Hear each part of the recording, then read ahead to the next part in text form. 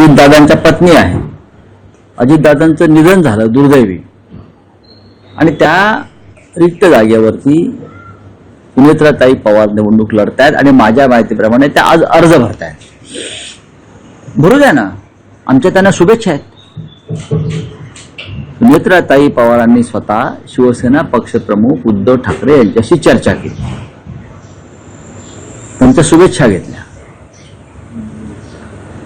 आता आम्ही महाविकास आघाडीमध्ये आहोत. तिकडे काँग्रेसनं उमेदवार उभा केल्याची आमची माहिती आहे. सुनेत्राताई पवार आणि उद्धव ठाकरे यांच्यात जी चर्चा झाली, ती चर्चा अर्थात आम्हाला पाठिंबा द्या यासाठीच असणार ना, की मला पाठिंबा द्या. अशाच प्रकारचा दूरध्वनी त्यांनी हर्षवर्धन सपकाळ यांनाही केला. छगन भुजबळ आणि त्यांच्या पक्षाचे काही नेते अशा प्रकारच्या पाठिंब्यासाठी शरद पवारांनाही भेटले. त्याच्यामुळे हा निर्णय काय एकटा उद्धव ठाकरे साहेबांचा आहे का? नाही, याच्यामध्ये खूप प्लेयर्स आहेत. बारामती हा पवारांचाच गड आहे. तिथे काय निकाल लागणार सगळ्यांना माहिती आहे.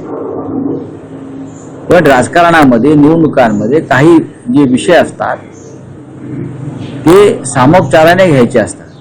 आज त्या फक्त अर्ज भरणार आहेत. निवडणुकीला वेळ आहे, थांबा तोपर्यंत. पाठिंबा कोणाला आहे? फडणवीसांनी पाठिंबा मागितलेला आहे सर्व पक्षांना. तुम्हाला तर तुम्ही सुनेत्रा पवारांना पाठिंबा देणार की काँग्रेसच्या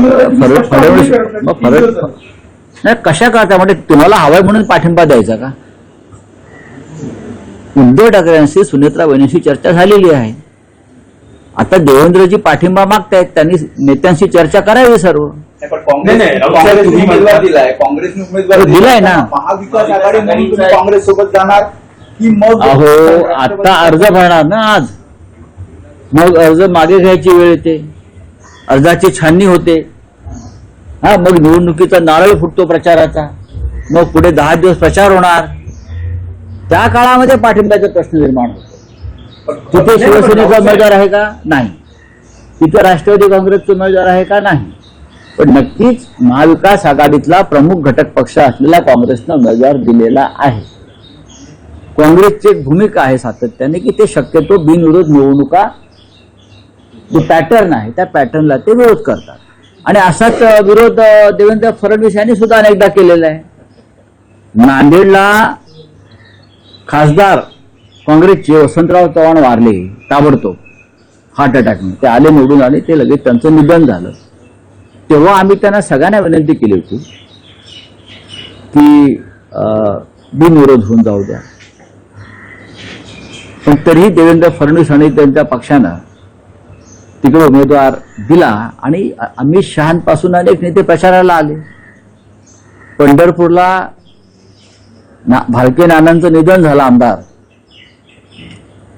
निधन झालं ना पोटनिवडणुकीमध्ये. आम्ही सगळ्यांनी विनंती केली सगळ्या पक्षाने की बिनविरोध होऊन जाऊ द्या. त्यांच्या पत्नी उभ्या आहेत, तिथेही भालके नानांच्या पत्नीच उभ्या होत्या ना, मला वाटतं.